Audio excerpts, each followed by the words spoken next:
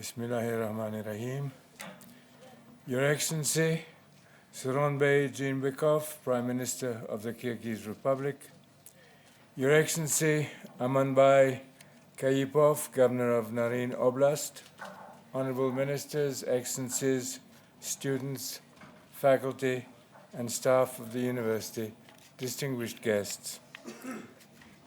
This is a great day for the University of Central Asia and for me, and for all those who have participated in the development of this university in Kazakhstan, Kyrgyzstan, and Tajikistan. And I know that now is also a very special day for the people of the Kyrgyz Republic and for the leaders and the citizens of Naryn. It is indeed a great pleasure to join with you in celebrating a truly historic moment as we inaugurate the Naryn campus of the university. It has been a great honor and also a great pleasure for my colleagues and for me to work with all of you in building here in Central Asia a great new institution. Your contributions have come in many ways, through your wise advice, through financial resources, through building materials, and through the energies of local workers. Everyone who has made a contribution will always be a part of this place. You all have our warmest thanks, not only for your generous material support, but also for your friendship and for your vision. Let me mention, too, how honored I was when the President presented to me yesterday this country's esteemed Danaker Order. This award has special meaning for me because it represents important ideals, values that the people of the Kyrgyz Republic honor in daily practice.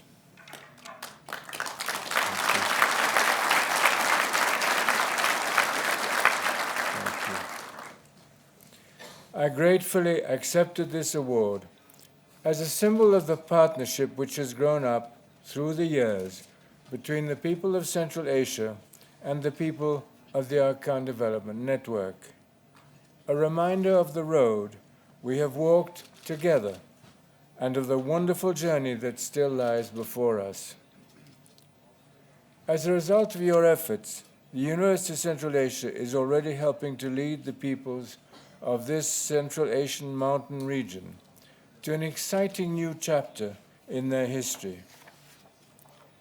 As we take this new step forward, I'm also thinking of some of the developments already underway that have highlighted the story of these past 16 years while providing a great sense of momentum as we move into the future. UCA is not a typical startup university. I would point, for example, to the remarkable School of Professional and Continuing Education.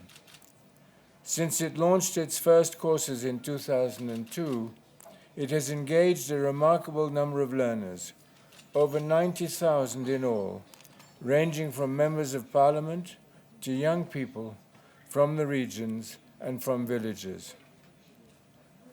I would also point to the Humanities Project, with its valuable array of courses that have attracted the support from 77 other universities and colleges throughout Central Asia.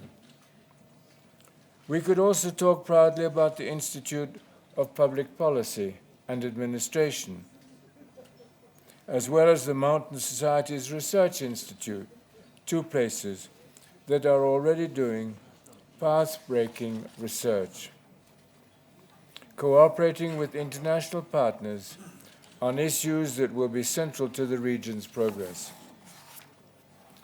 In yet another area of learning, the Cultural Humanities and Cultural Heritage Unit's work on the musical heritage of Kyrgyzstan and Tajikistan are harbingers of what can be expected. Meanwhile, through our faculty development program, scores of Central Asians have completed their doctorates at leading universities, also providing a unique talent pool for UCA. All of these assets are building blocks, which now can help the Naryn campus to play its own central and vibrant role. This event today brings some wonderful memories for me. It was just 16 years ago that I joined the presidents of the founding states in signing an extraordinary international treaty. It was an unprecedented event.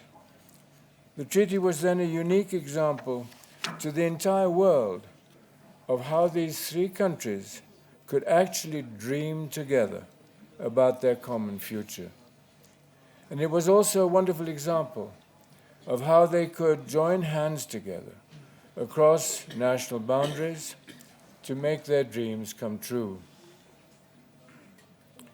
When I've talked about this project with people in all parts of the world over these past 16 years, many of them have been a little bit surprised, and they were also extremely impressed.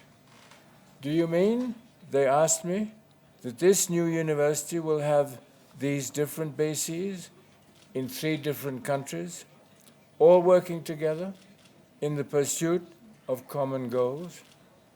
And my answer, of course, is yes. Not only has this been our plan, but that is what is actually happening today. We would like to build our 3 campuses in the quickest succession possible.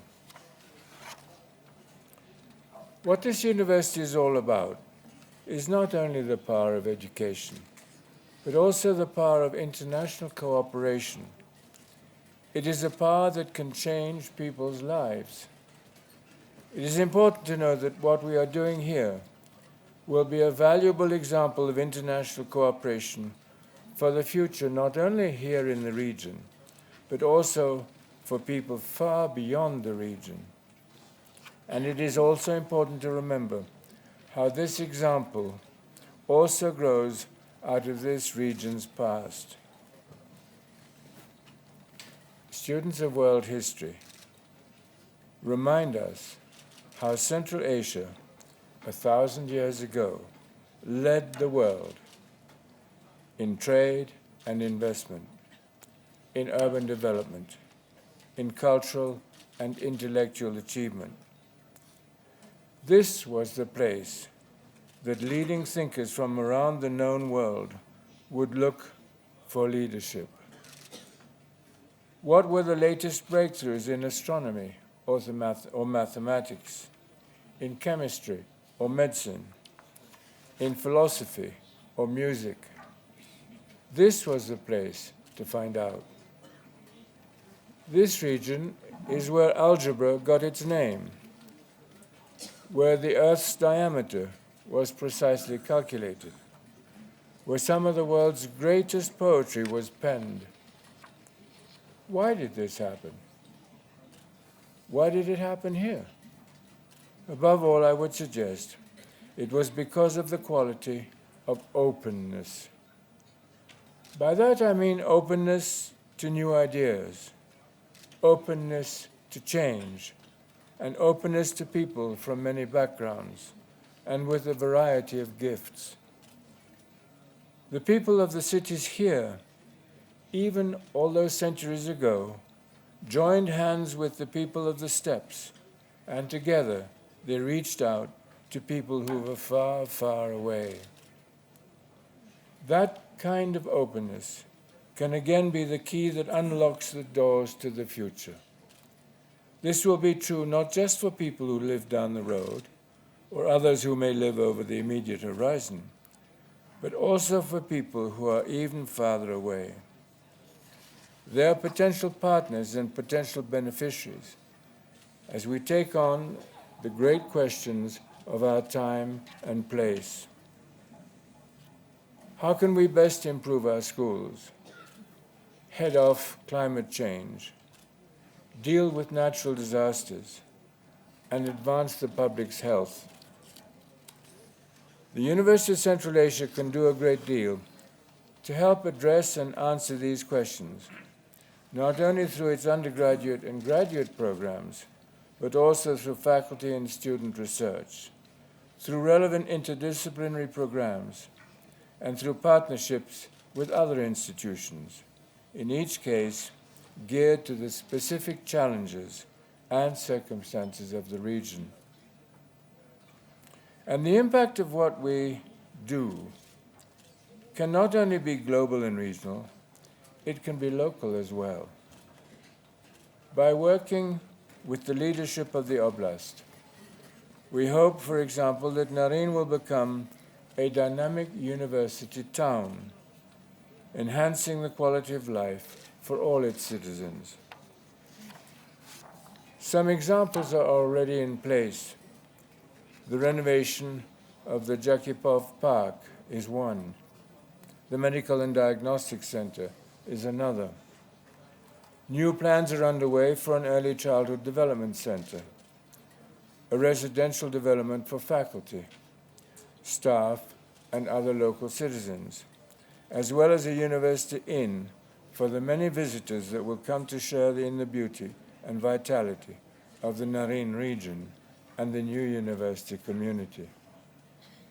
Finally, let me mention that we are also taking some very important organizational steps as we reach this milestone moment in the early history of the University of Central Asia.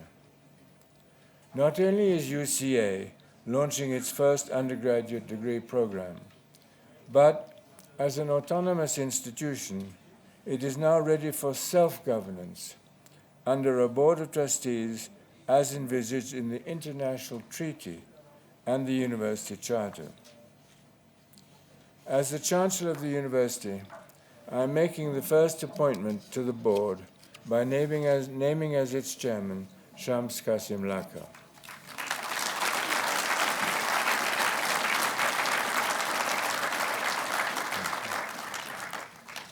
Shams has had a remarkable career as a successful leader in the field of education.